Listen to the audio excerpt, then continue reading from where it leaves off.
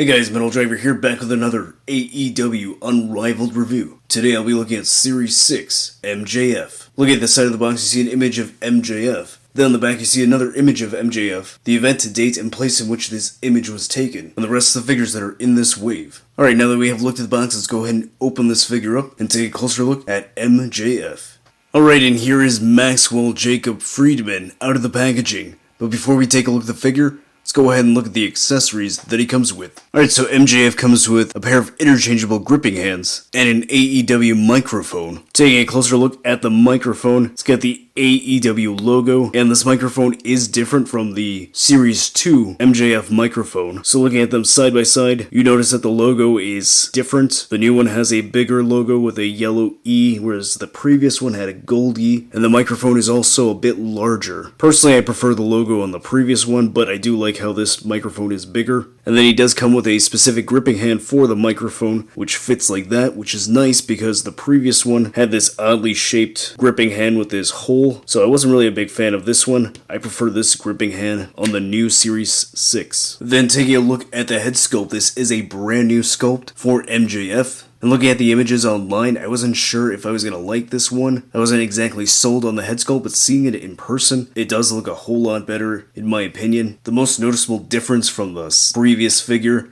is that this one actually has a painted beard. As you see on the Series 2, that did have a beard, but it was very, very lightly painted, so it's barely noticeable, whereas the new one, you can clearly see his beard painted, so that is really good. The lips are painted well, so are the eyes and the eyebrows. The hair has a similar sculpt design, although it is slightly different from the previous one, just in sculpt. Paint-wise, it is the same. He's got this nice fade on the side, painted in a different color, which matches his beard. So overall, really good looking head sculpt. I like how this turned out. Although it does appear that mine does have this marble cracking on the plastic, so I don't know if that's going to be a widespread thing. It is slightly annoying, but it's not that big of a deal. Looking at the body, it is the exact same mold as Series 2. His bicep tattoo looks really good, painted well, nice good line work, no fuzziness. His wristbands are painted in the same design as his scarf. However, this one does not come with a scarf, so if you want to use a scarf on this figure, you're going to have to use Series 2 MJF. Tattoo on his side is painted really well.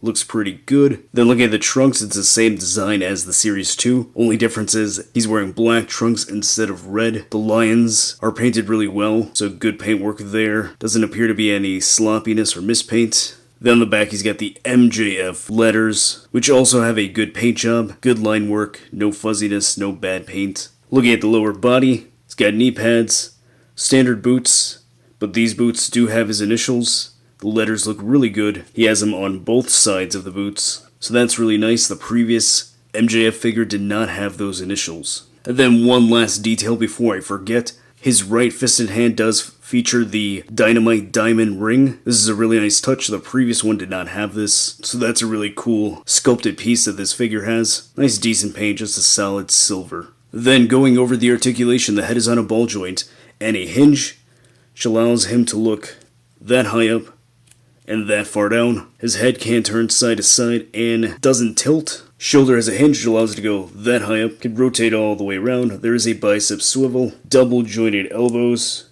great range of motion, a swivel and hinge at the wrist, ball joint at the upper diaphragm which allows him to crunch that far forward, go that far back, can twist side to side and pivot pretty well. Has another ball joint at the waist which allows him to turn slightly, crunch even further forward and go further back. And the upper diaphragm feels really good on this figure. The previous one was a bit loose, as you can see how I'm twisting it easily with my finger. This one is much tighter. Ball joints at the hips which allow the legs to go that far out. It does not go high up at all, so very limited range there. That was an issue with the previous MJF, so it sucks that they did not fix that. There's a thigh cut, double jointed knees which have great range of motion, a cut at the top of the boot, ankle has a hinge which allows it to go that high up, that far down, and he has some great ankle pivot. Alright, and here is Series 6 MJF next to Series 2 MJF. Here he is next to Cody Rhodes, Kenny Omega, Jon Moxley, the new Series 6 Chris Jericho, the rest of the Inner Circle, and finally here's MJF getting beat up by the Inner Circle.